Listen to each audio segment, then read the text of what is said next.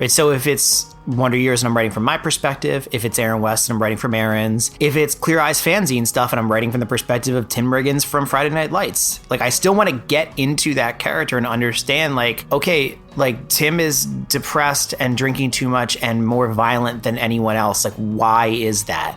Well, maybe it's because he's in this kind of affluent town and he is kind of known as like the poor, like trashier person. Just trying to get into all of those different mindsets and kind of continue to develop them. And then another thing that happened on Routine Maintenance and happened kind of across the Aaron West catalog though is there are things also that I don't know.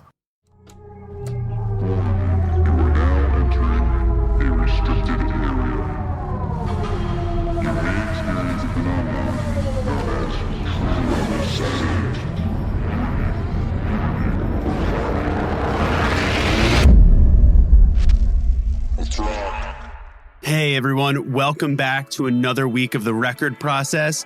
On this episode, we're really excited to chat with my longtime bandmate and great friend, Dan Campbell. Other than spending the last nearly 2 decades playing in the Wonder Years with me, Dan has also been hard at work on his side project that goes by the name of Aaron West and the Roaring Twenties. The project is a musical character study that allows him to embody an entirely different personality other than his own. He describes it as part musical theater and part professional wrestling, but I'll let him explain why.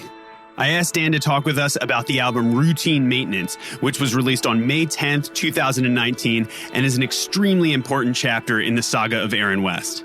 So let's get right into it after a quick word from our sponsor. DistroKid is the most affordable service for independent artists to distribute their music to all streaming platforms, and it comes filled with a suite of tools to help you elevate your career. DistroKid not only allows you to spread your music across the streaming ecosystem, and yes, that includes TikTok, but it also helps you share your story with labels via the Upstream tool.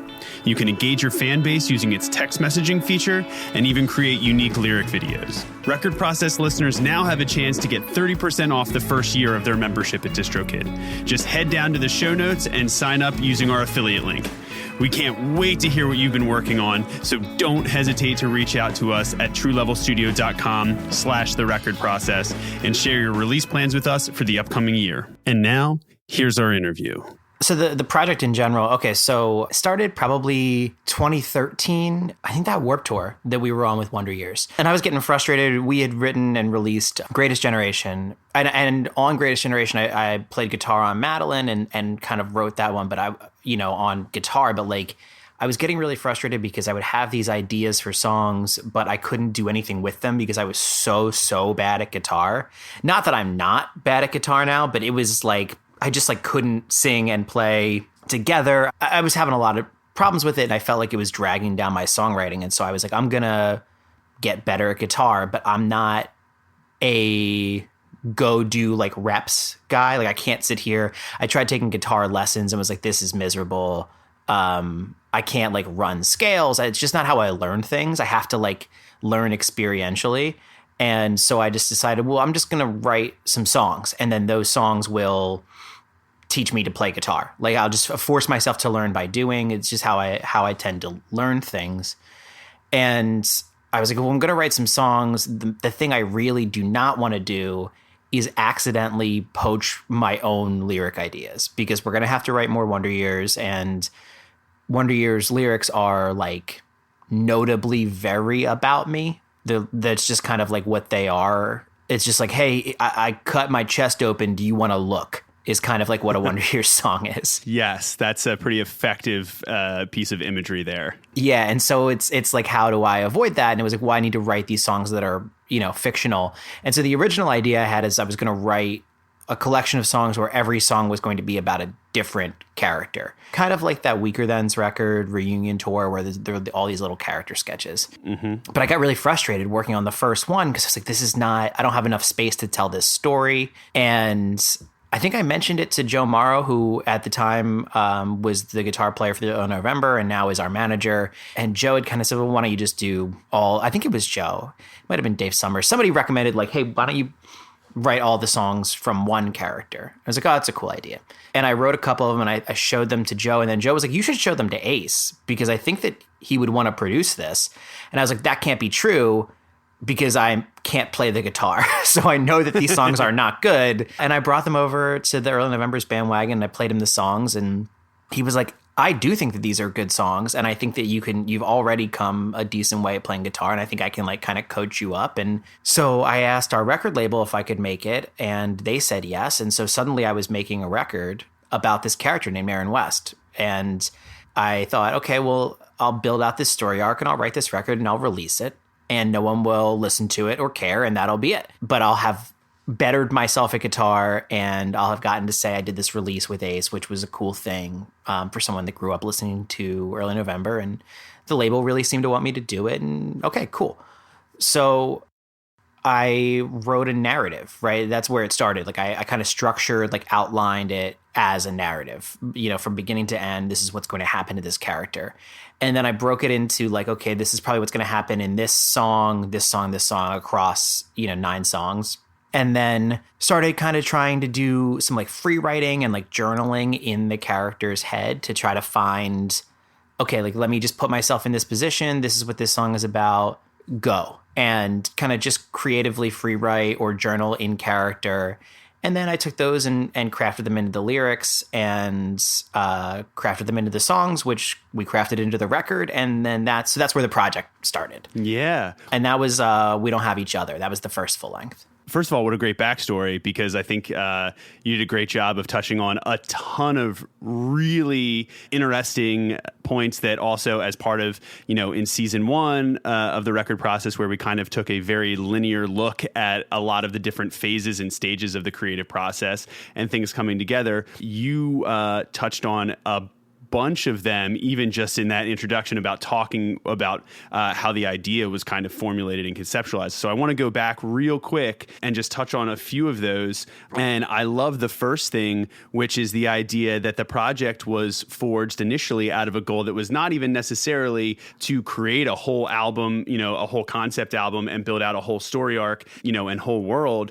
It was more just to serve as a vehicle to get better at guitar, learn how to play, inform your overall songwriting, and improve it in that way and kind of stretch your chops. So I love that. And that's a thing that I think a lot of times younger artists lose sight of when they try to get a little too far ahead of themselves, So you started out very small with the idea, right? Yeah, I didn't think anyone was even going to hear it, right? Like it was literally just for me. And I thought, okay, well, maybe some of these ideas will be good and I'll be able to repurpose them into Wonder Years songs later. Like maybe that's a good chorus, but it wasn't like I'm going to write these songs and put out this record and then go tour on it and then make more records. It was just write for the sake of bettering myself. Yeah. And I think that's a huge thing too. And maybe is even in some ways informed a lot by even the process of like how we kind of write sometimes in Wonder Years. It's so fragmented that even taking it down to a smaller piece or a smaller creative fragment and maybe not being concerned about how perfect the whole song is going to end up, or is this worthy of an entire album worth of material? Does it have enough legs to stand on? And starting really smaller and still having the idea of being like, hey, maybe I'll come up with something that, I don't know how I'm feeling about this verse, but maybe I'll land on a chorus that, I don't know, maybe this isn't the home for it, but maybe it'll end up being good. So you were forging through kind of the creative drawing board, which I think is also when it comes to writing professionally and taking something from the creative discipline, right? And as a songwriter yourself, it's not always sit down, put time in equals whole song, And so I think this is a great example of that and how this project kind of started gaining momentum, both conceptually, but also, artistically and from a performance standpoint. I think that's so cool and one of the best things about it. Yeah, absolutely. It didn't all come at once. Sometimes these things, like I'm very, very slowly working on this idea for what I hope eventually will be like a graphic novel. I've been thinking about it for, I don't know, 6 years. And like, I don't think about it often. And then one day I'll just have an idea. I'm like, oh, that's how like this piece in like the like rising action can happen. Like it. And so that was kind of how a lot of the Aaron West stuff happened. It was like, I have this one idea and something about it's not working. And it's just like, oh, I have this idea to write these songs about not me, but something about it's not working. And then you get a suggestion or something dawns on you. It's like, oh, wait, it's just one character throughout a whole record. And right. It's just, kind of staying active with it, but not forcing it. Right. And and just quite quite simply like showing up, which honestly, I think you and I both know, but I know that you know because I've seen you as a lyricist toil over songs, lyrics, and just wanting to get them so right because you have a sense of how they should make you feel. And you know that, even sometimes I see that, you don't have it.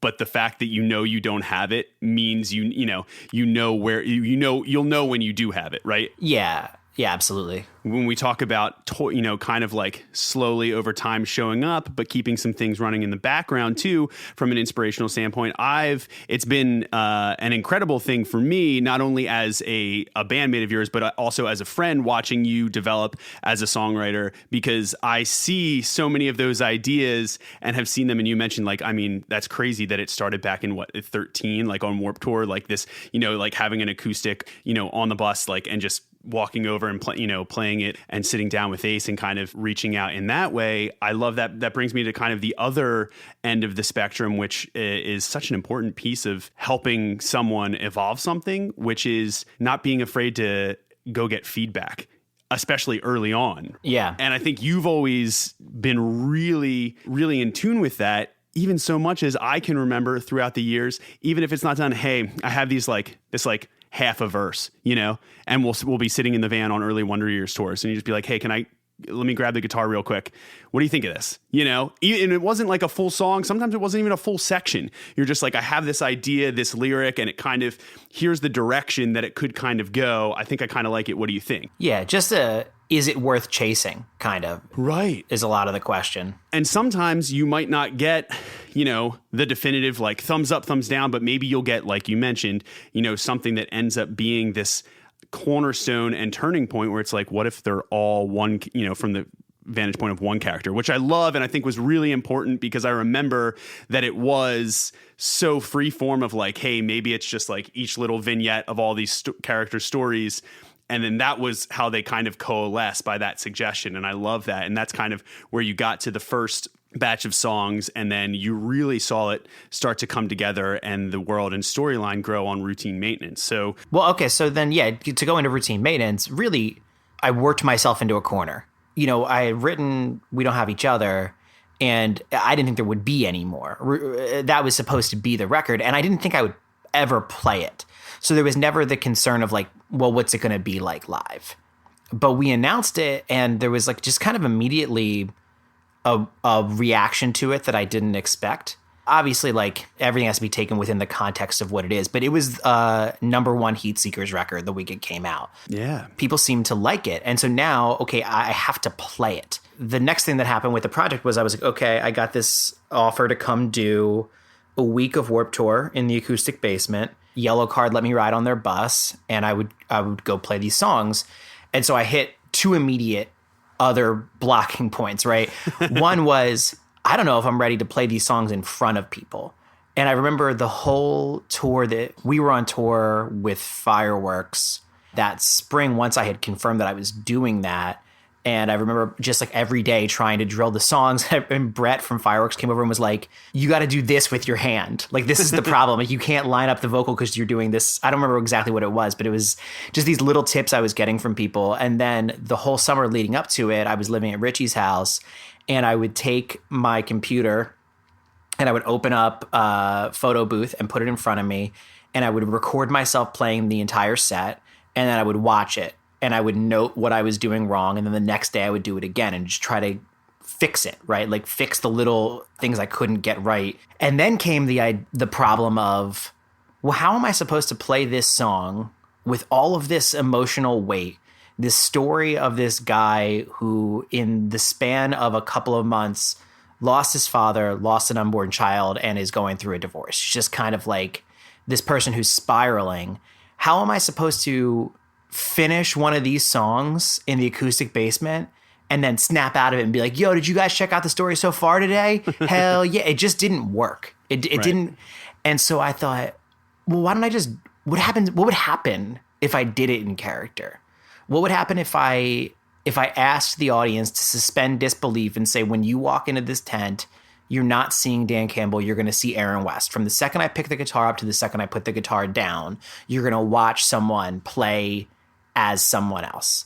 And it wasn't a thing I had really seen done. I mean, I'd seen like Father John Misty do kind of like this enhanced version of himself, but not someone kind of go up and just do this full character piece. And so I did that, which was cool and fun. And then once I knew that I could do that, and also one of the things I did for it was I said I'd done these like free writes and journals. I went back to them and thought, what ideas did I not use in the lyrics? And can I work these into the banter between songs and just kind of reuse that source? And so after doing that, I was like, okay, well, now I can play live. And I got a backing band and did a good portion of it. And then came the time to make another record. And I started thinking about this new problem I had, which was that I had, over the course of the interceding couple of years between these LPs, been walking on stage and saying, hi, my name is Aaron West, and performing these songs, which means that there is like in universe, in canon, verifiable evidence that on X date, Aaron West was playing X city, right? Which means then in the narrative, I can't have him ice fishing in Poland. That doesn't work, right? So now I've almost painted myself into this little like corner where I have to make sure, if I don't want the universe to break, if I want everything to run correctly, I need to make sure that in the songs, the timeline is lining up with what was happening in real life. And that kind of took it to this other level where the performance is canon and the story is canon. And so I had all of these calendars out where I was like highlighting like dates that I was on tour, dates I was on solo tours, dates I was on tours with the band, and trying to make it fit so that over the course of the, 4 or 5 years between these two records, Aaron West was on stage in St. Louis saying, hi, my name is Aaron West, that in the record at that time, in the span of the scope of the album, that Aaron West is on tour. And if there was a band, it's with a band. And if it was solo, it's solo. And there are a few little adjustments I had to make, but there's also some fun nods in there. And like even things like there's a line in Wildflower Honey where I say, played in St. Louis, my guitar started sounding like shit, where like I had like dented my frets because I'm so bad at playing guitar that I think you have to squeeze it as hard as you physically can. And like had to go to like this like music shop in Nashville, I think called Fanny's, and have it like checked out and had it fixed, and just trying to write that stuff in so that it all works concurrently. So once again, so you came out with you had a couple issues and roadblocks that, as you just kind of mentioned and laid out, actually informed you where to go, what the next step was, which I think is also really interesting because a lot of times songwriters or anybody making music or trying to conceptualize and evolve a project can get stuck very quickly, whether it like be the quote unquote like writer's block kind of thing, or get an issue and be like, well, this just won't work, right? Some people could have been like, it just feels weird live, these songs, the audience doesn't understand, they think it's me, and then I have to explain to them, no, this didn't happen to me, I know that, whatever. So then you took that instead and flipped it around and took an opportunity to not just to bring the songs off of the record and bring that to the live performance stage and bring that character in there and embody that character yourself.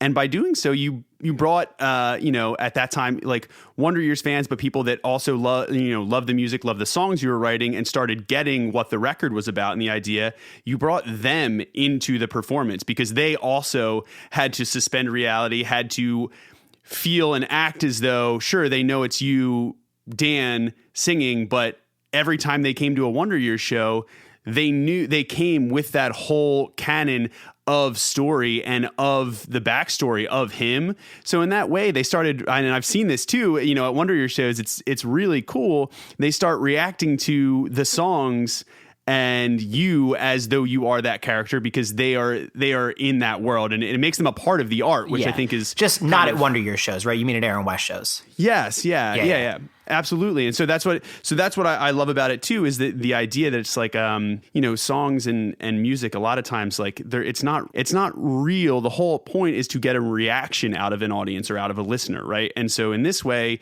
you're doing that and you're making that interaction between anybody that's seeing you perform as Aaron West. And sure, like, Wonder Years and other songs have their own interaction, but you were making this a specific interaction because people watching knew what was happening. Yeah. People have been like, oh, so it's kind of like musical theater, right? Like you're going out and you're performing songs in character and you're kind of acting in between the songs.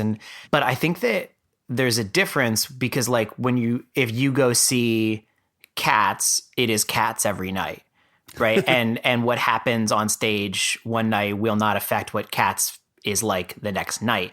Right. I think that this is more like professional wrestling in the sense that like, in two ways. One, in the audience buy-in, right? Because you show up to a professional wrestling event and Seth Rollins walks through the curtain and everyone in the crowd knows that that's Colby Lopez and he's a nice guy, right? But you have to buy into the fact that right now that is Seth Rollins and he is going to try to break Edge's neck.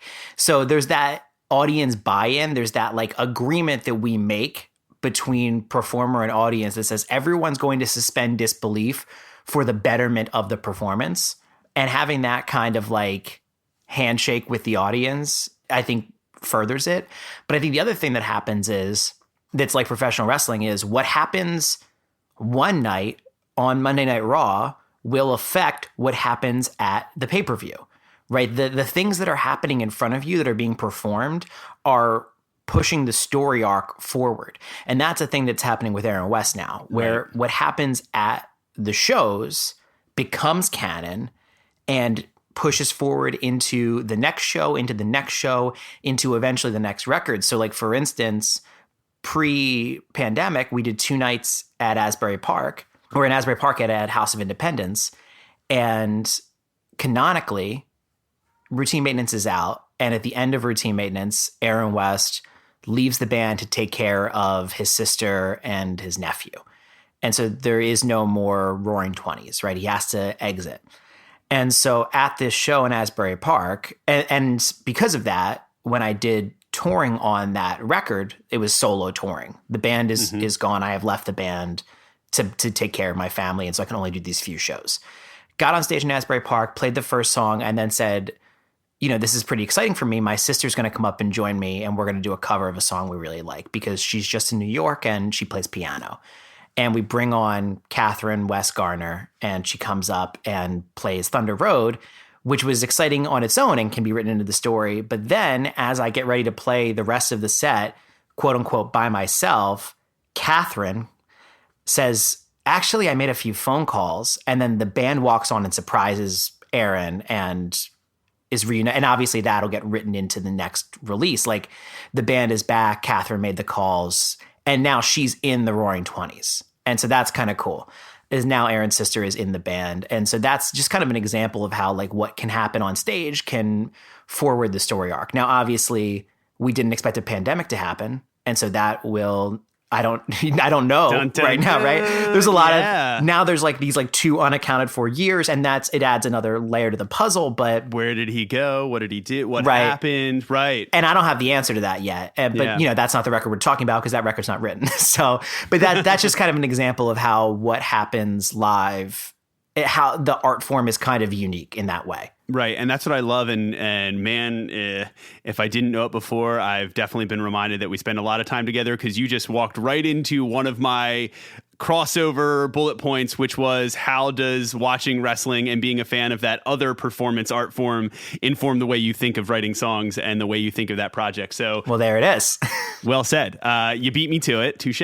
No, but I love that. I mean, and it's so true too, because, with fans that are willing to and are inspired in their own way to play along, be involved. And then the deeper they get into understanding what you're putting out there, both by showing up at a show and by listening to the records and understanding what you're putting forward across the spectrum, the bigger the payoff of all of these like really, really meaningful, really interesting Easter eggs, and which is what I always love. And you always do such a good job of placing them throughout, a string of songs, string of albums, and quite frankly, even with Wonder Years and now with Aaron West and your solo stuff, an entire career, and I love that that's something that is top of mind for you always, And I know, especially with Aaron West, that it ceilings the project, right? Like it doesn't have unlimited growth potential because like you're asking a lot of the audience. You can't be kind of a casual listener of this. Right. Like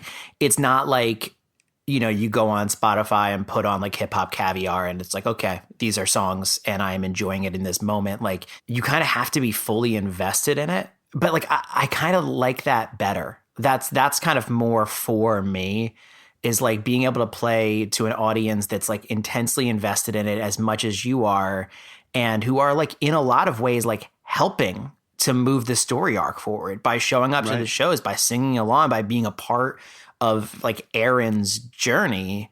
They're impacting the story as it goes on, which is really kind of cool. And you know what? And I think you just touched on something that's really important when we come. So we finished season 1 of this show by talking about, and this is, we could do another 3 shows on this alone with just like Wonder Years and the thought that you put into releases creatively in terms of rolling them out. And that's always been, especially for me, one of the most incredible parts to watch a band take an album that they've recorded. It's great. They stand behind it, but then pull all of the themes out of it and then put them forward and present them in, whether it's the live performance, whether it's the visual components that, accompany it and how they're rolled out, or how they get an existing fan base to interact with it and find unique value and excitement behind it.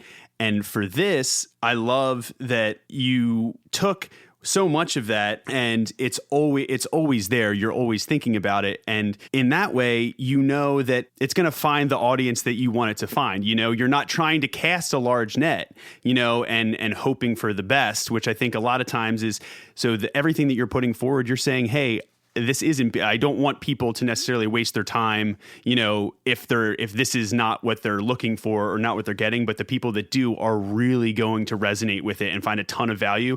And I think that speaks volumes too, to a lot of, even the way, a lot of younger bands or artists think about, okay, I have these songs, I think they're really good. Let me put them out and hope people, as many people as possible like them, instead of being like, hey, this is something that is true to me and is fulfilling to me creatively. And I know, and that's okay, that everybody that listens to this genre of music will not enjoy it. You know what I mean? Yeah. And I mean, you can look at it. You can look at what's important to me. You can literally go see it. Go look at the Aaron West Spotify listeners. There are monthly listeners. I mean, it's usually, it fluctuates between like 50 and 100,000, depending upon if we've released something recently. Compared to a lot of artists, these are not big numbers, right? But then we put a show in Asbury Park on sale the other day and it sold out in 11 hours. And there are bands that do, quintuple those numbers on streaming platforms that I look at the same venue and their show is tomorrow and it's not sold out. That maybe isn't a great example because I didn't actually look. So it feels like I could fall into a trap where it's like, oh, but it's a quality versus quantity type of thing with listeners and audience. Yeah. Also, when you said season 1, that got me thinking, because I thought you were going to reference We Don't Have Each Other. I didn't realize you were talking about the podcast, because that's the other thing about Aaron West now, is now that I know that there is more than one record, I've started to look at it as though I look at it as a TV series. A lot of people have been like, is it a movie? Could it be a book? Like maybe, but I look at it as a series because that's the medium that I'm not a big movie person. I prefer serialized television. Yes, I do know that about you. It's just what I like. And so now when I look at a record for Aaron West, each album is a season and each song is an episode. That was the thing about Aaron West, is that I was more concentrated on that and trying to look at it in like a cinematic way. And so I think you'll notice if you listen to Routine Maintenance, there's a lot of conversation, or not a lot of conversation, a lot of time spent in the lyrics describing kind of how things are visually. And I put a lot of effort into lighting sources, because I think that that's like one of the most interesting things when I'm watching something, is like how it's lit. in that moment. And so across the whole record, it should, as you listen to it, it should be very easy to picture. It should feel very cinematic. Yeah. And then that all ties into one of the last lyrics on the record, which is, I think I found out where the light went. So it's like, or I think I found out where the light is. It's just like, it works both in metaphor and in practicality, trying to intertwine those two things and talk about the light as both like a light that has been extinguished in the character and trying to find that again, which he finds in his nephew. And also how it visually looks and how that sets up for it being very cinematic. That was like kind of a dual idea there too.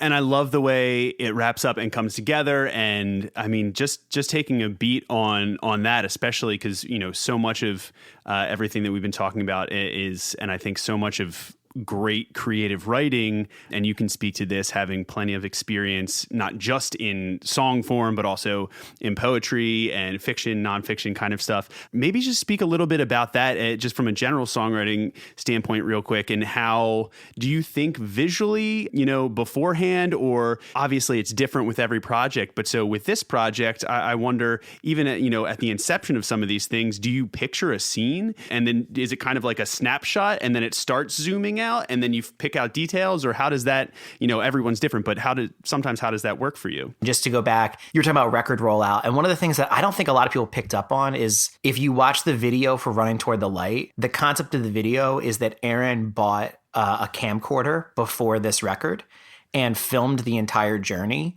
And it's cut across all of these things. But if you go and look at the timestamps on all of the videos, if you're in a freight train, it's the timestamp will line up with Bury Me Anywhere Else. If he's playing solo in a basement, the timestamp will line up before Wildflower Honey. And if he's playing with a band, the timestamp will line up post Wildflower Honey when the band joins. Very cool. Taking a moment to let you know that this episode is also brought to you by Band Builder Academy. Band Builder is a training platform and resource library that helps musicians understand how to convert strangers into fans, get higher visibility on streaming platforms, and understand how to uniquely market themselves in order to build long-term relationships with their audience that can sustain and grow a career the right way. That's right, I said the right way, because we know there's a lot of noise out there right now, and it's easy to get wrapped up in chasing vanity metrics and lose sight of what really makes you stand out as an artist. This is a core belief that I share with Todd McCarty, founder of Band Builder and longtime label manager and sales executive at Fearless Records and Sony Music. With the time I spend coaching a number of developing artists, I've seen just how powerful a tool like Band Builder can be in helping musicians stay organized, plan their releases, and make the most out of the time they dedicate to their craft. So for a limited time, Record Process listeners can get 10% off a new membership at bandbuilderacademy.com by following the link and instructions in the show notes. So if you're serious about growing your knowledge and fan base the real way, then do not sleep on this offer. If you're talking about a true like episodic and or cinematic like executive production and or director behind the scenes, this is pretty much a continuity nightmare is what you're saying. Oh, yeah. Trevor and I spent a long time being like, okay, wait, this scene has this in it. Okay, fuck. You know, it's like, okay, if there's a 20 spray painted up on the overpass, it's post Running Toward the Light. Right. It's all these, you know, all these different things because that's in the lyrics. Dude, that's such a great point. And I love this. And especially about songwriting, it's like, you know, we talk about a lot of people wondering where to go, or like, okay, I have this song and I understand what it's about, either as an artist or, you know, the writer, but then where do I go with it for the video? Where do I go with it? What does that look like? Sometimes I don't know. And this is a thing where even talking to, you know, some younger bands and trying to like help them with some anecdotal evidence of things like Wonder Years and the things I've seen you, you know, conversations I've seen you have with Eric at Hopeless and a lot of other people creatively about projects like this, is that you can go look for it in the work. It's in there in the same way that, you know, I love, and because it's so character driven, the whole narrative arc, and especially, you know, routine maintenance, because it's arrived there. So many good directors will be like, it's in the characters. If you get the character right, they write the story, right? You know, I'm sure you're familiar with plenty. I think that's also like kind of like a very Aaron Sorkin-y kind of way. It's just like, if I get the characters perfect and know them, they write the rest of the script. Yeah, you'll know how they react to things. And even with if you watch the video for Bloodied Up in a Bar Fight, it's not a traditional video. I'm actually playing this song live. And we actually went to an open mic night and I played the song at an open mic. And so like we had promoted it a little bit. So it's cool because it's like half of the audience is Aaron West fans and half the audience just thinks they're at an open mic at like a sports bar and they are confused as hell. There was like a couple in front of me that like someone was like, he's got a really good voice. Like this guy could go somewhere. It was really fun and like weird and cute. And I remember walking outside afterwards and there was people coming out and asking for pictures. And there was like this guy, just exactly who you picture. He's sitting on the bed of his pickup truck. He's got like a cut off like vest on. His like long hair is behind like an American flag bandana. And he's like chain smoking. And he goes, "You play tonight?" And I was like, "Yeah." And he's like, "What songs did you play?" And I was like, "My songs." And he's like, "Then why do they want pictures with you?" This was in Michigan, right? No, I did that in South Jersey. Oh, okay. I'm thinking of a different show. Right. Okay, the first thing with the record was the calendar, right? I had to make sure that if I had Aaron on tour, he's on tour. If I had him with a band, he's with a band. If he's playing, little, like there's even a reference in Lead Paint where in the first song where like a dive off the boardwalk is supposed to be like kind of a wink at the acoustic basement because it's like this little like kind of like tent that's kind of always gets thrown out to this anyway. So that was the first thing I wanted to make sure was the continuity lined up. And then the second thing was like the emotional journey and the points I wanted to hit on that journey, right? It's like I knew that logically he needed to end up playing the songs for people. Logically, he ended up joining the band. That does something for the emotional journey, but not everything. And so there were things we needed to wrap up, right? Like there's a divorce pending that needs to get wrapped up. And so that's where Just Sign the Papers kind of comes in. And one of the important things with the record was, one of the things I wanted to address was that I'll be playing these songs in character and again, crowd buy-in, that's great. But sometimes people would yell like, "Fuck Diane." And I was like, that's not right. That's not like what happened. Like in the narrative arc, like, you can't really be upset at Aaron's ex-wife. What I wanted desperately was a kind of like a no-fault divorce. Just two people who had enough tragedy befall them that they realized that like being together is bad for both of them, that is toxic. Maybe it hurts more for Aaron than it does for Diane, but you don't know that because you're not listening to Diane West in the Roaring Twenties. You're only hearing Aaron's side of it.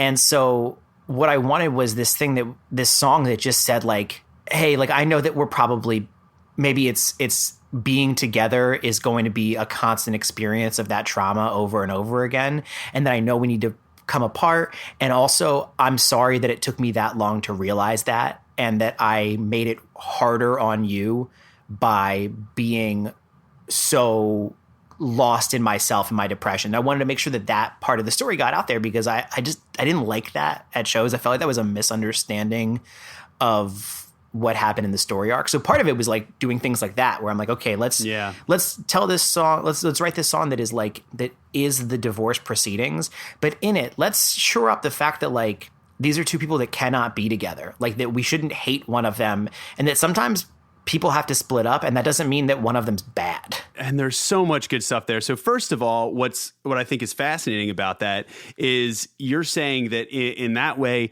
that song maybe doesn't exist or doesn't come to fruition if you don't get the "fuck Diane" hecklers engaging in the story, maybe to a degree that's like in your mind where you're just like, oh, this is how this is hitting and resonating with people, which is also to say it's like, I think that's the sign of a really great song and art in and of itself. It's like, this is fiction, but people are still resonating with it and maybe just reacting from their own lives perspective. Mm-hmm. And maybe that is how they digest a similar situation in their life or in people's lives that they know.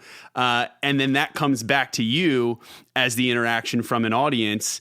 And then that informs where you go next to be like, hey, it's actually deeper than that in the character. So let me try to put that into a scene here, you know? Yeah, and I would try to do it sometimes at the show and just be like, she don't gotta love me. Just because you loved somebody once doesn't mean you have to love them forever. And if you stop, that doesn't make you a bad person, right? We don't need to heckle this fictional, but we don't need to heckle this woman at these shows. She's dealt with an immense amount of trauma, and it's okay to separate. And so, okay, so then it was about thinking about like, okay, once I knew the emotional arc. So like I knew the temporal arc, I knew the logical arc, And I knew the kind of the emotional arc of where I wanted it to go. Okay, the divorce is going to be finalized. Aaron's going to get away for a while, start playing the songs at the behest of a friend, eventually find a band, play with the band, find joy in that, find light in that, and then get called back to his family who needs him, and go home and find joy in simple things and find purpose in doing for others. Is kind of like, if I in like a really quick like 2-sentence elevator pitch, that's like the emotional arc of the record. And so then it was about like you said, it was about knowing your character and kind of picturing, okay, I remember sitting there and going, okay, so what happens, right? We're gonna get divorced. You're probably in a law office. There's probably this big wooden table, and you probably feel very far apart. And when you talk, maybe sometimes you slip up because it's been years of you calling the other person honey and not Diane. And so there's that lyric where he goes, well, honey, baby, please. Shit, I'm sorry. I didn't mean to call you honey.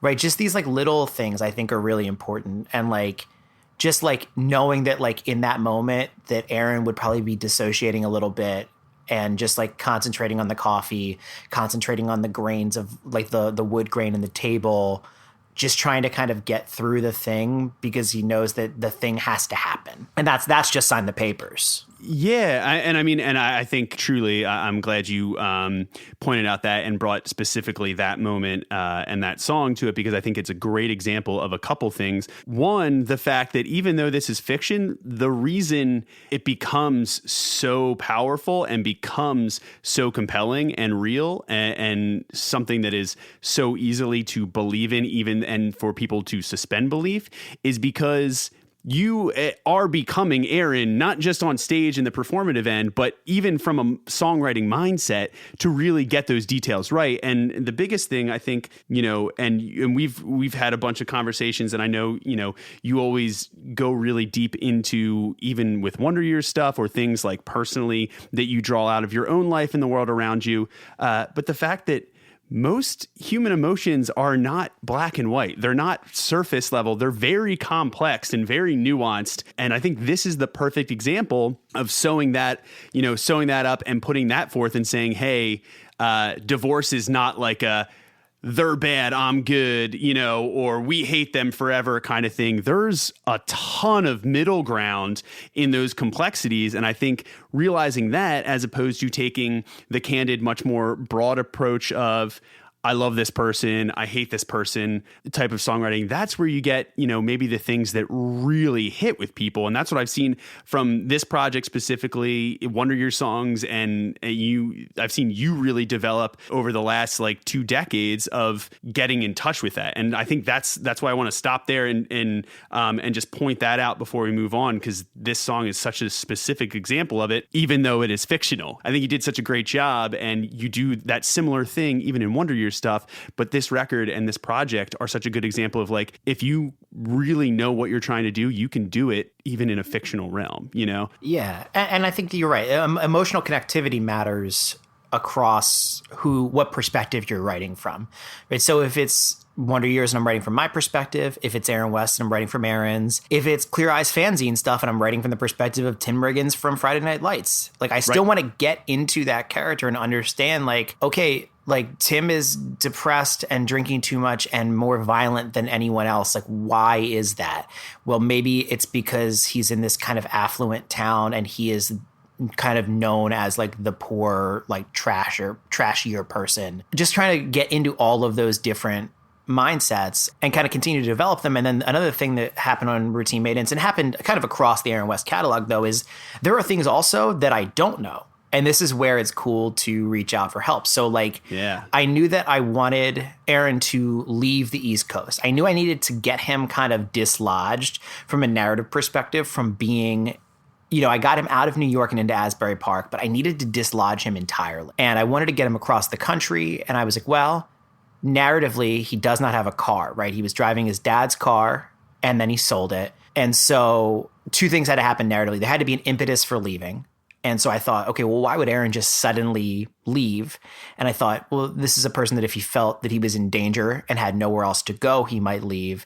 And like, well, what would put this person in danger? And I thought, well, maybe basically it came to Aaron wouldn't get in a bar fight. That's just kind of not him. But I think he would step in to defend a friend. And that's kind of what happened. And he ends up deciding he needs to leave Asbury Park. And I was like, okay, well, now how am I going to get him across the country in like an interesting way? And I thought about hitchhiking, but it didn't really work for me. And then I thought about, we have a number of friends, especially from kind of early touring days, that spend a lot of time hopping freight trains. I thought that's kind of interesting. That's cool. Yeah. And I can kind of write it into the narrative that it's a thing that Aaron did while he was in college, kind of right in that time frame for us too. And so I reached out to one of them and said, hey, listen, I want to have this character ride a freight train from New Jersey to California. What does that look like? Yeah. Right. And not just what does it look like, because I got what it looked like, right? I got, okay, you're going to go this way up to Chicago, and then you're going to take this line that goes through like Whitefish, Montana, and ends up in, you know what? I think I say Wenatchee. I've also been told it's Wenatchee. I promised the people of Wenatchee, Washington, that before I wrote the song, I went to YouTube and I watched like a video on like historic Wenatchee. And that's how the guy said it. And so I was like, okay, this must be right. But also Aaron's only human, you know? Yeah. But I didn't want to just know the route. I was like, give me like the things that are going to make it feel authentic. Right. And so I had all these terms, right? So the song starts and goes, keeping quiet through the brake check. When the bulls leave, I'm alone again. And it's like, okay, the brake check is this, like when everything stops and like there's like a time where you're in a train yard and the bulls are like train cops. Like that's like the term for it. Right.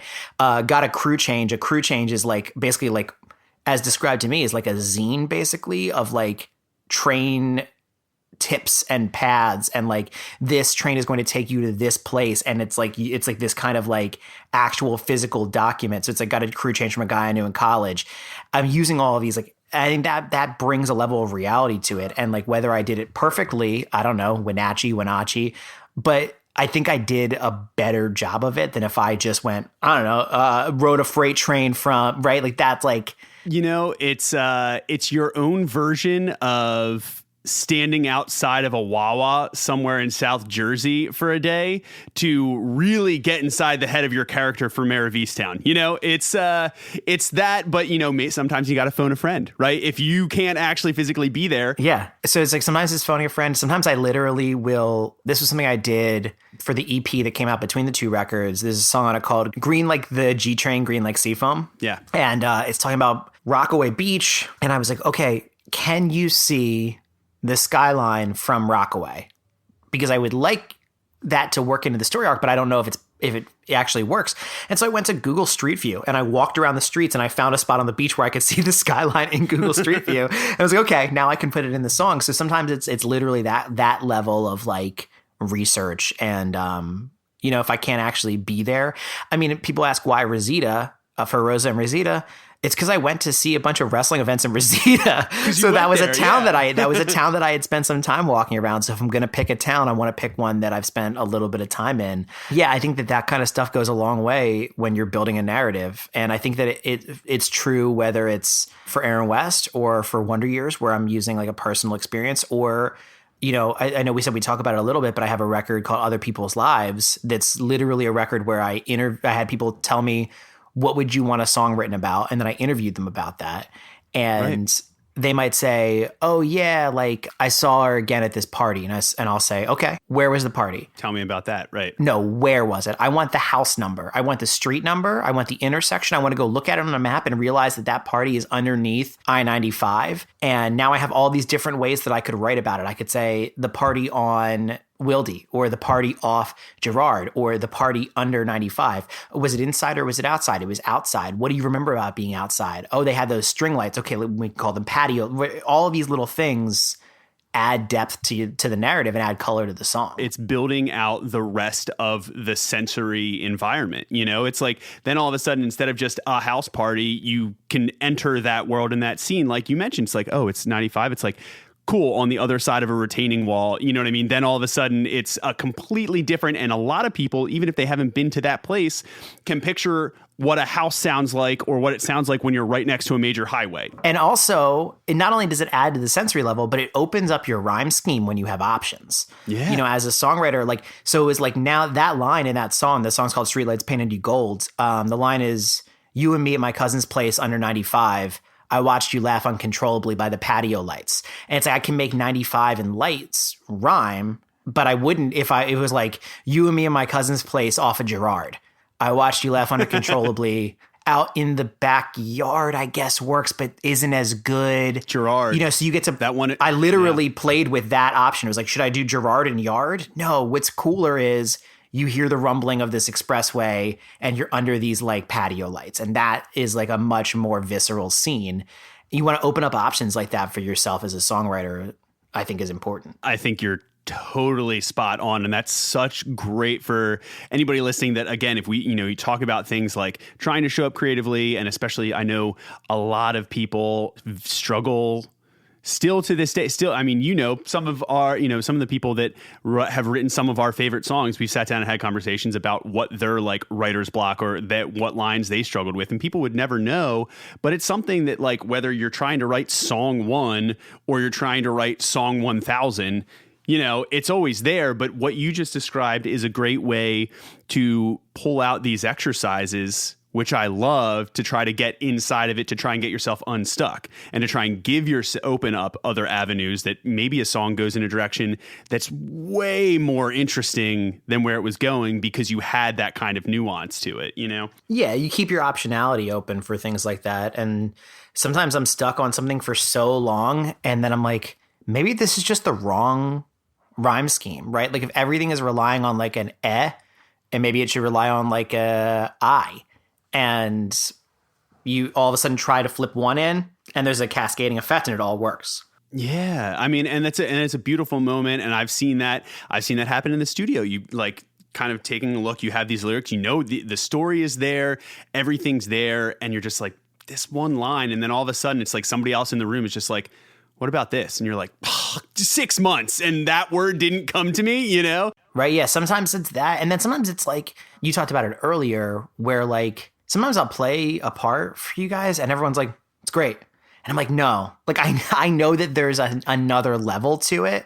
And sometimes it's just about fighting to get to that too. Like sometimes you have to know when to say everyone says it's great and I can't beat it. So it must be great. Yeah. But there are definitely times, and I'm thinking specifically about the last song on the Next Wonder Years record where, I mean, down to the word. Yeah. People sometimes, every producer, the rest of my band, the people at the studio, everyone's going, what's wrong with it? It's fine, but I know I can beat it.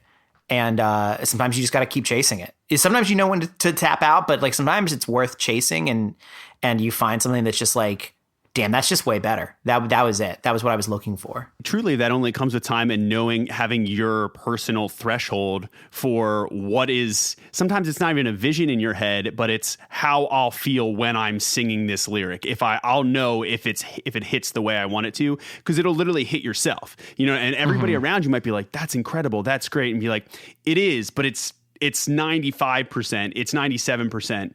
I can get it to 100, but also, yeah, you're right. I mean, there are times where just like, if you look around, you got to trust, I mean, in a team setting, and this kind of brings us to like the last pillar that I think is so important with, I mean, how all records and projects come together, but is kind of talking about the collaboration that went into the record and the making of it too, and how that kind of informed the way the Aaron West project came together. You touched on it a little bit, obviously, with the origin of it starting out, you acoustic kind of getting your chops together, right? And that informed in some ways the way that a lot of those songs came together, with like starting from a place of like simple chord progression and really focusing on story and then building out things around it. But I'm wondering, because at this point with Routine Maintenance, you'd kind of had some time into it to start to develop and build out and conceptualize what the band is like, what it feels like. Mm-hmm. I wonder if you could talk to maybe who you mentioned you did it with Ace, Enders, obviously. Maybe talk to a couple of the other people that were involved and how that changed the way the record turned out sonically and the like. Sure. So that's the kind of the next thing is like, there's a ton of instruments I can't play, right? So that obviously leaves something to be desired. And so what happens is like I write the songs, it's me and a guitar. And okay, this is what the song sounds like, and it's demoed on my iPhone, and I can play it from beginning to end, but it's just me and a guitar. And then, I'll bring them in, and with, because with Wonder Years, it's like, well, here are all these collaborators, and everything has its pluses and minuses. Like with Wonder Years, it's like, okay, I brought this thing in. Oh, wait, people don't like it. And now we have to change it. And oh shit, I really liked it that way. And that can be difficult and painful, but it ends up being a Wonder Years song, which is important. Right. But this is a different thing. Yeah. So I bring it in, and now I have final say, but I still would like input. Right. So I bring it into Ace and say, hey, this is the song. And first, Ace and I will work on it, just the two of us with some acoustic guitars. And it might not change a whole lot then, but what does change, I think, is really important. Because sometimes it's just like, hey, just go to the B minor shape here, and it's just going to make that melody flow a lot better. It's like, if you listen to the original demos of some of these songs, and then like if once I had sat with Ace, you might not notice a huge difference sometime, but I will notice a huge difference. Where the big difference comes in is then Nick came in and Ace picked up a bass, and we played the songs as a 3-piece. That allowed for me to really explain where I thought the energy was going, which is another big thing I think about in songs is like flow of energy and like dynamics. When is it going to get loud for the first time? At what lyric? Is it going to stay up there? When is it going to come back down? And Aaron West songs allow for me to do a lot of like, a song like Winter Coats, where like the last third of the song is just organ and vocal. And it's also like literally like Aaron giving a lesson of how to play a song on organ. And I literally sing the chords. Like, you put your left hand here like that. And I walk through what the chord changes are in the lyric as they happen on the organ. So, but it was the three of us, and we kind of build up, okay, this is kind of what it's going to be like. And then Nick tracked the drums, I track the guitars and the vocals, and then it gets back to just me and Ace in a room for a little bit. And we talk about like, okay, where does it need bass? Where does it need lead guitar? Where does it need an electric rhythm over top of the acoustic rhythm? And once we have that kind of core guitar, bass, drums, then we start bringing in all of the extra players. So Dave, Chemina, Juan played trumpet on this one, brought in the horn section. And sometimes I have a horn line, a very specific horn line in mind, right? Like the line in Just Sign the Papers, the line in Bury Me Anywhere Else. I'm like, this is just, and sometimes I'm like, I just know I want horns here.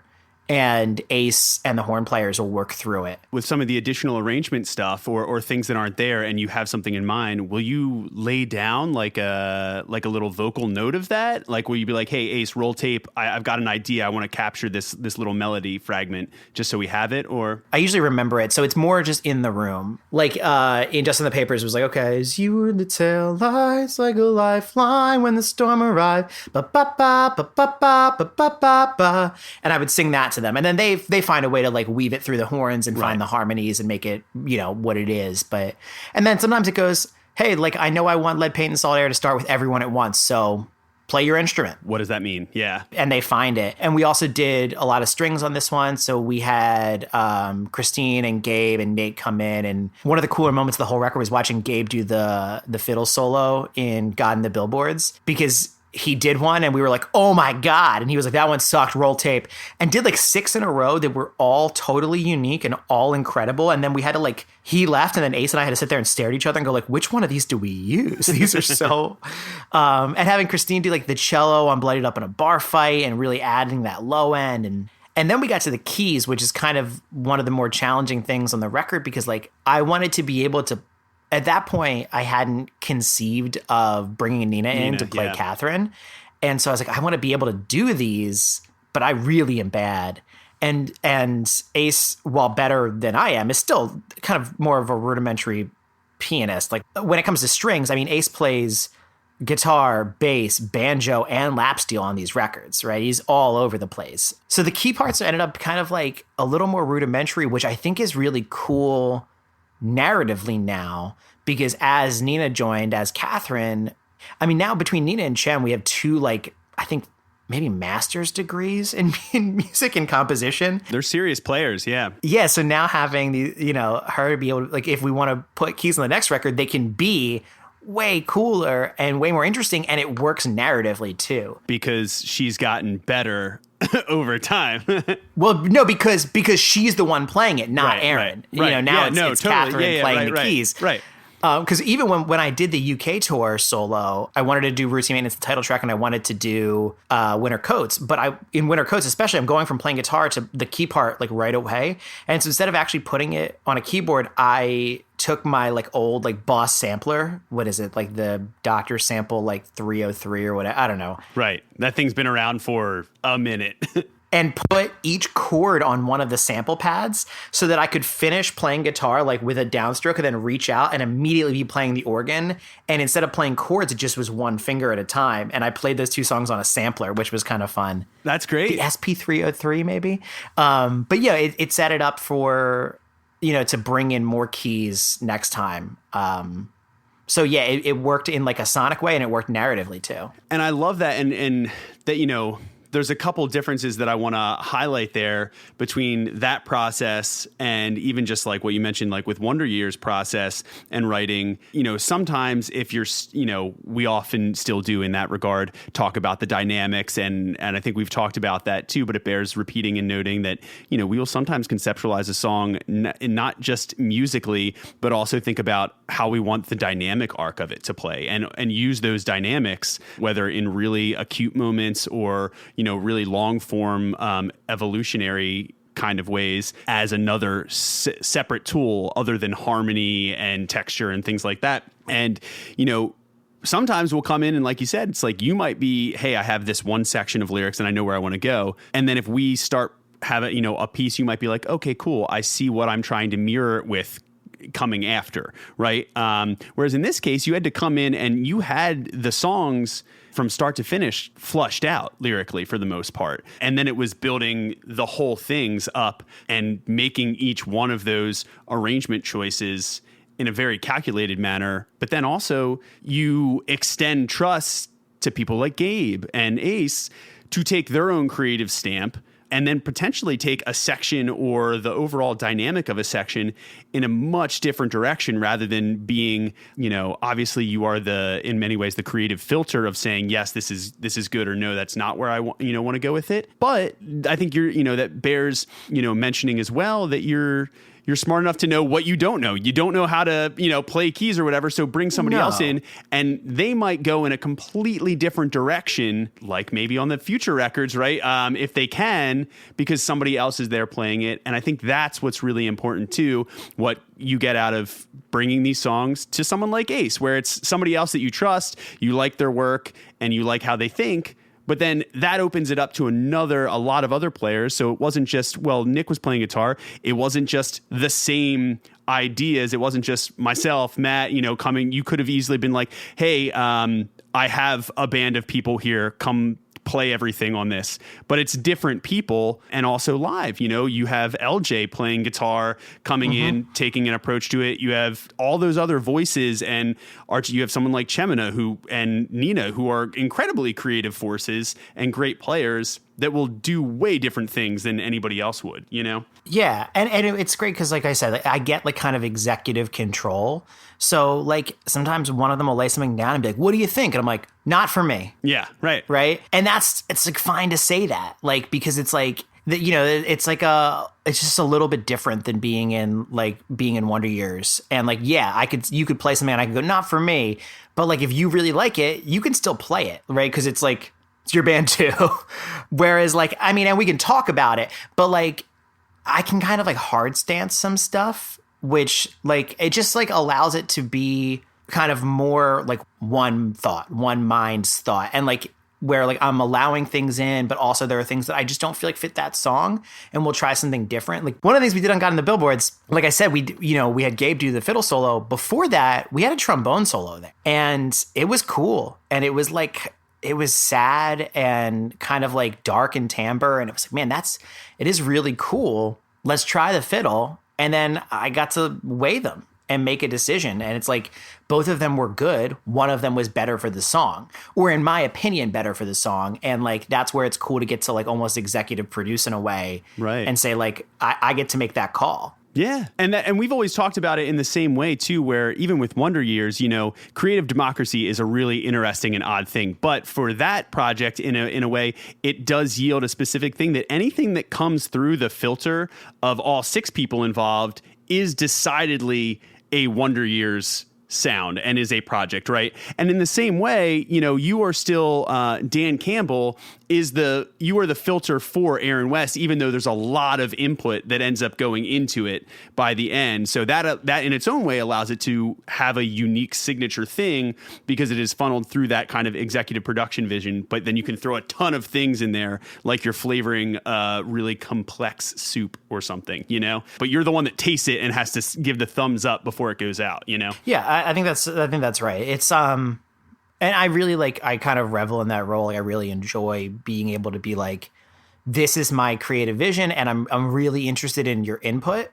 That's why you're here, right? It's like sometimes what gets written is way better than anything I could ever have. I mean, when Chemina did the sax solo in Bury Me Anywhere Else, it just was like, don't even do it a second time. Like, holy shit, man, that is and what's crazy about Chem in this situation is also that he doesn't play that instrument, right? I knew that he played saxophone. I know Chem because we took a badminton class together at community college a million years ago. But, he's a guitar player and a tremendous one, and teaches guitar lessons and is very, very skilled. I knew he played sax, and I reached out and said, hey, do you want to play sax in this project? I need someone to play sax. And he was like, sure. I didn't realize he played alto sax. So I was like, oh, all the parts are tenor sax. And I would, and he played a show with us. And he played alto, and he had a ton of fun. I was like, do you want to do more of this? And he's like, yeah. But I was like, but I'd really like for it to be a tenor sax. And so that show was on New Year's Eve that he played alto. We started making the record 3 weeks later. He borrowed our friend Mikey's tenor, and in those 3 weeks learned to play tenor sax, and then played it on that record and wrote and improvised that solo on an instrument he'd only been playing for a few weeks. And I don't play saxophone, so I don't know how hard it is to go from alto to tenor, but I know it's sure as shit not the exact same, right? It's still a step. It is not. And you know what's interesting about that? And I love that. Even that small little shift for him probably in some interesting way informed the way that those parts came out, because you didn't have a decidedly tenor sax player approaching it in that way. You had someone that's used to approaching things on an alto, and now it's not, I'm sure you can do and cross over and visualize things, but it's the same way. It's like if you put a different guitar in a player's hands that's tuned differently, feels a little differently. Or I love the example of there's an old school classical recording composition. It's the most famous recorded version of it. I'll find it and link to it in the show notes because it's actually a really interesting story, and I forget the name of it right now. But a guy showed up at a college to perform, and the piano that they had sourced for him was wildly out of tune and hadn't been tuned after it was moved. So he walked on to check it, and he's like, this is horribly out of tune. And they're like, we don't know what to do. He's like, you know what? It's fine. I'm going to do this, but let it be a lesson to you. And, just kind of whatever, and everybody's like, oh no, this is going to be awful. He went on, slayed it, but he knew which octaves and registers were out of tune. So he had to adjust the whole way the piece was played, and he did it real time. That's the most iconic recording of that piece, and it became that piece. And I love that because in the same way, it's he, instead of saying it can't be done, I don't have the correct instrument, adapted very quickly to a different version that he could get by on that specific instrument. And that was the creative shift, and in that way for Chemina, there's probably a little bit of that there too, even for Ace, right? Maybe, I'm sure at some points he's a great banjo player, but you don't treat it the same way as you play guitar, No. And not on purpose, right? It's not like he knows how to play banjo or has played it. He just knows what would sound good. He literally, right. The way that he tunes a banjo would drive a banjo player insane, I think. Because he tunes it to the song to be able to play the thing that he hears in his head. He's not a banjo player. I mean, I think in a lot of ways, being not a guitar player is what makes me so capable of focusing in on narrative and melody and song structure, because the guitar playing for the rhythm acoustic guitar on those Aaron West records is basically just like a rote formality. Yeah. Like something has to be there to sing over, so here it is. But like it's not the focus, and it allows me to put like 90% of the focus into writing these like kind of rich narratives. I love that. I think that's so true, especially even from what I've seen and how you work and what you bring both in Wonder Years, but with these and watching these songs come together. And I think that's such a great place to land and kind of go out on is being able to keep that kind of global creative perspective and not say, oh man, I'm going to get sidetracked and get really in the weeds on this like little nuanced guitar part. And then just let a haphazard, like kind of like mediocre lyric go by. The true art is when you can feel the focus of what is going to mean the most and hit the most for your project. Some projects, the guitar forward stuff, very important, and that's the signature, but you got to know that. It's knowing your strength, right? Like my strength is not guitar playing. I feel like my strength is as a lyricist, as a storyteller, as someone, and also I'm not the best singer. What I do with my voice is sell you the emotion of the lyrics. I let the lyrical emotion carry itself through my voice. Like that's what makes my singing what it is. Not because you stack me against someone else and say that pitch is perfect, that timing is perfect. And so like sometimes it's like knowing where you're strong, focusing on that, and then bringing in people to help with where you're weak. Right. That's so true. Well, I think we're probably going to have at least a few listeners that are going to disagree with you on the vocalist performance end, because I think you're one hell of a vocalist in your own right. Thank you. I appreciate that. But what you're saying is true, man. And I love that. And I love that that's kind of how we end talking about this record. I really appreciate you coming on and hanging out. And there have been so many great points that I am so happy you got to touch on and bring to our audience. And I hope you enjoyed it as well. And we can't wait to see where the Aaron West saga goes next. Yeah, neither can I. I have a few bullet points, right? I know certain things, but the pandemic really twisted the knife on how that narrative arc is going to go. So kind of threw a wrench in the gears there. But that's fine, right? That's like, what is it? Oh man, I'm going to forget it. There's like a phrase about this where it's like necessity is the mother of invention. Yes. Wow, right? We did it. What a great collab to end the show. That was a great collab, but that's what it is, right? That's like now there was a necessity to adjust the timeline or to make the timeline fit the touring. Now there will be a necessity to make the narrative arc fit a pandemic. Right. And we can't wait to see how it happens. So real quick before we go, anything else? Where can everybody, I'm sure, a lot of Wonder Years fans might already be familiar, but where can everybody find this record, the rest of the records, the solo record? So obviously I'm in the Wonder Years with Casey. That's the wonderyearsband.com. By the time this is rolling out, we hopefully will be on tour unless there's another global pandemic and, maybe talking about a new record from us. Aaron West and the Roaring Twenties is Aaron West and the Roaring Twenties.com. 20s, alphabetical, not numeric. Good note. And, there's We Don't Have Each Other. There's Routine Maintenance. There's also an EP called Bittersweet that you can check out in a single at one point called Orchard Park. But that's like the entirety of the catalog. And I would listen to it in order if that was a thing you were interested in. It goes, We Don't Have Each Other, Bittersweet, Orchard Park, Routine Maintenance. That's the order of operations for Aaron West. And then Live at Asbury Park. And then I have a solo record called Other People's Lives, which I touched on briefly, but it's literally like interviewing people about what they think is the story that they have that should be told and then writing that story.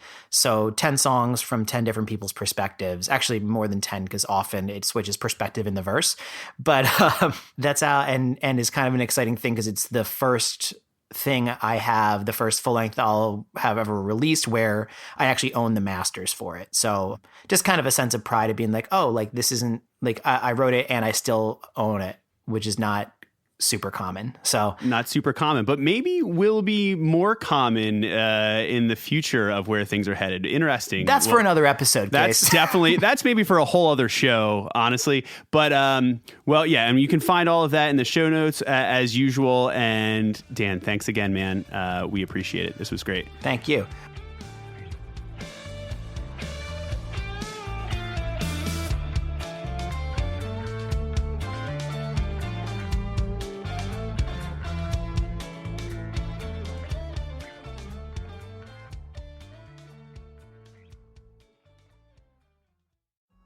Man, I am so lucky to have such an incredibly creative friend and collaborator in my life. I've learned a ton from Dan over the years, and it's been an incredible journey watching him continue to grow and stretch as a songwriter and as a vocalist.